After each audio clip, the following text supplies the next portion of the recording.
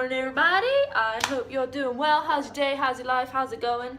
Alright, here I'm back with another video. And yes, this is the same makeup as a couple videos ago because I'm going traveling, as you guys know, for like 5 weeks after I finally finish work here. I need to make a bank of videos so I can like edit them, and then I can keep giving you videos every Thursday because reliability and commitment is key, children. So yeah, today's video, if you have read the title, is the do's and don'ts of being vegetarian or vegan in China. Now China, yes, is in Asia, but it's a little bit different because I know, well, I don't know personally because I've not done the whole Southeast Asia, but I know a lot of people say it's pretty easy to get, you know, like vegetarian or vegan food there because A, it's a bit more touristy, and B, because quite a few people are Buddhist there, then a lot of them don't eat meat, so it's a lot easier.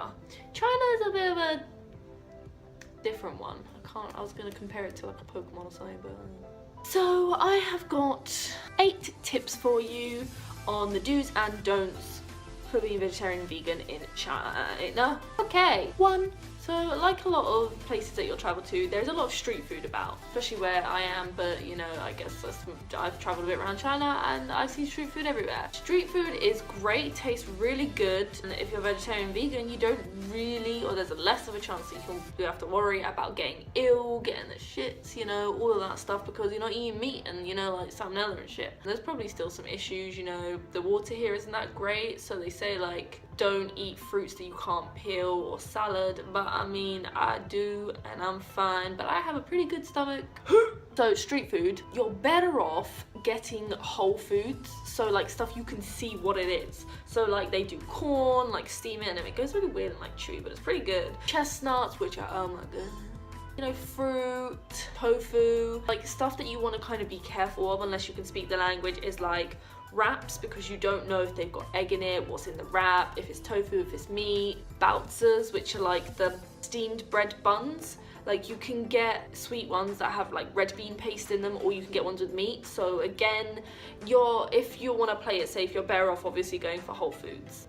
2. So obviously because it's Asia and it's got freaking great weather all the time and it's super tropical here, it's really easy and cheap to get your hands on tropical fruits. I'm talking pineapple on a stick or whole, pick it, I'll leave it, whatever you want. Watermelon, honeydew melon, all the kinds of melons. You can get little watermelons as well, but they're not usually that nice. Guava, passion fruit, bananas, light cheese if it's in season, kiwis, you know, like a lot of fruits, okay? So, you know, they're always easy to eat, easy to get on the go, easy to carry. I mean, some of them might be heavy, but you know, just get those gains in.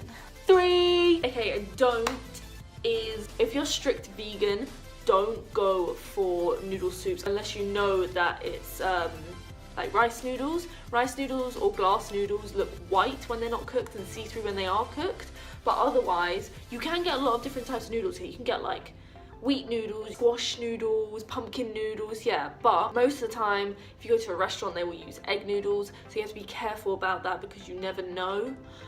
So yeah, if you're strict vegan, I advise don't go for like ramen or like noodle soups, depending on where you're from. I don't know, Americans say ramen, I'm from the UK, British, so we say, I don't know, it's like noodle soup. Anyway, also you don't know what the stock's being cooked in, so if it's like, you know, a hearty like little, someone's made it themselves, they will probably use like bone stock and you see little like bits of meat and stuff. Yeah, no. Sometimes I get noodles and they're like Korean flavored, so it's a flavor packet, I'm guessing, but I don't really know what's in it. That's the problem. That's why I can't be vegan here. I try my hardest. But I do, if you do fancy something kind of noodle soupy kind of like, then you can go for hot pot. Hot pots are really cool. So obviously you have like a massive, I don't know if you know, but you have a massive bowl in the middle, or you can have your own one depending where you are, and you choose the stock. So I've been to one that was quite not touristy, but it had like a little bit of English on the menu, and they had a vegetarian vegetable stock, no meat, so I was like, eee. Or a lot of them just put like chilies and stuff, not meat in, like to flavor it, and then you just order like a bunch of different plates of like vegetables. Obviously if you're not, then you can get meat, and if you get any fish, be aware that it'll be alive. If you're pescatarian and you're watching this, if you get prawns, like my friends when we came to the summer program, they were alive. And if you have a problem, I wouldn't want to eat I wouldn't want to kill anything, maybe the odd mosquito, I'm not gonna lie. But like, if you're gonna eat it, at least have the balls to be able to kill it, because otherwise you're just a major hypocrite. Anyway, on a more positive note, yeah, and you just get tons of different veggie stuff like lettuce, sweet corn, water chestnuts, mushrooms, tomatoes, just vegetables, alright? And you dunk it in, some of them take longer to cook than others, or you can get tofu, oh my god, you can get bean curd, oh, and then they have a little sauce station, so you go up and you mix it all in, they've got chopped up like garlic, chili peppers, soy sauce, satay, mix it all up. Oh, it's good. It will make you really hot though. It can be quite spicy. Just know you'll sweat. You'll get the hot pot sweats. So another do is I recommend you get written down or you learn how to say it, but both because they're really anal about pronunciation here, as in most countries and languages. But get yourself written down. I am vegetarian. I do not eat meat. I do not eat fish. I do not eat egg. Like everything you need, get it written down in opinion, but most importantly in characters, and have it on you at all times, because you will need to show it to them. Basically, when you tell someone here that you're vegetarian, it directly translates to I eat vegetables. So there's not exactly a separate way of saying I am vegetarian, I am vegan. So basically you wanna like spell it out, tell them what you can and can't eat. And I usually tell them that, and then they kind of just point on the menu to what I can have. Or if your Chinese is a little bit better, or if they have some English, then you can say like, can you do this without meat? And sometimes they're just like, no. And you're like, that's so easy, you just don't have to add it. But sometimes they're like, yeah. So there you go, that is a tip for you. And it's also because some food will be cooked with meat, and then they might just like pick it out and be like, yeah, it doesn't have meat in it. But obviously like you don't want that. Or they'll be like, oh yeah, I mean it has a little bit of meat, but it doesn't really count. And you're like, it does. 5. Another do is obviously cook yourself. If you're on a budget, you have access to a kitchen, cook for yourself. It's cheap, it's easy, you know what's going in your food, especially if you're like, okay, you know, you might get sauces and stuff and you don't know what's in them. But most of the time, you know, it's a lot easier and you know what's going in your food. 6. Sushi. Sushi is so good, and it's super easy because it's basically like whole food based. Like, you know, you got the nori, which is just like, I don't know, it's made of like seaweedy, algae, I don't really know what it is, but you know. And then you've just got rice, and then you can just get like cucumber rolls, avocado rolls, sometimes I do pepper rolls, sometimes I do fruit rolls, and you can get like edamame, you can get tofu, miso soup, but double check it doesn't have, because the one we go to local, they like to put clams in it, and I'm like, booyah. So yeah, sushi's always a good bet if you find a sushi shop, because there are actually quite a few in China. Like we have a lot in Humen, and mine is a tiny town, so that's always a good one. 7. Buddhist restaurants. You can find them here. We have one in our little town local, and they're super cheap. It costs us like 15 RMB, and it's a buffet. And you literally can just eat all you want, and they have like dessert. Like not dessert, but yeah, they have dessert, they have main, they have soups, bouncers, oh, the whole 9 yards. And it's really good. Like they do hold on to the whole, you know, no strong flavors, which means like no garlic. But the food's still really good, so yeah, they're also a really good one. So you could probably just ask someone where's like, do you know if there's any Buddhist restaurants here, because obviously they don't eat meat, it's against their religion, and I'm pretty sure they don't eat any dairy or eggs as well. So yeah, do go to a Buddhist restaurant. 8.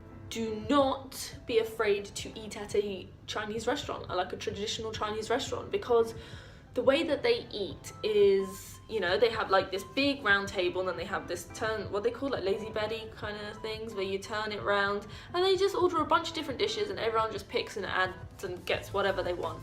So because they eat in this manner, it means that they have a lot of different dishes, which means they have a lot of different vegetable dishes. Granted, like a lot of them are literally like, it'll just be like bok choy or like just cabbage, but they usually flavour it pretty well. My roots are growing out so much, so my hair looks really weird sometimes.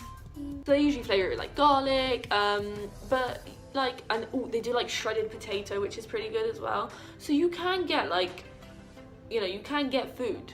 You will have, if you sit down with Chinese friends or like your boss or something, they'll be like, are you sure you're alright just eating like greens and stuff? And I mean, it will do, like it gets you by. It's still pretty tasty. If you eat enough, it'll fill you up. Boom, sorted. So yeah, they are my do's and don'ts. Hope you enjoyed this video. If you did, give it a thumbs up, subscribe, drop me a comment on the drop me a comment in the box below if you have any questions, anything, you know, if you're coming to travel here or work here, let me know.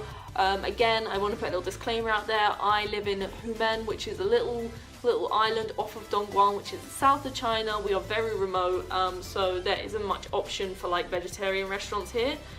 There's literally none, apart from the Buddhist restaurant. But if you live in like Shanghai or Beijing or big cities, honestly, ask about, do some research, check it out, because there's gonna be some somewhere, like, definitely. I will link my social media in the description box below as well if you want to see more about this. Also, like I said at the start, this is the same makeup from a previous video, because I'm making a bank of videos so that I can keep the love flowing. Yeah, so there's a good chance that I'm either packing to leave for China when this is being released, or I'm already in either Taiwan, the Philippines, Malaysia, or Beijing. So if I am, you can follow my adventures on Snapchat and on Instagram. So yeah, see you guys next Thursday, because I put new videos up every Thursday. Woo woo!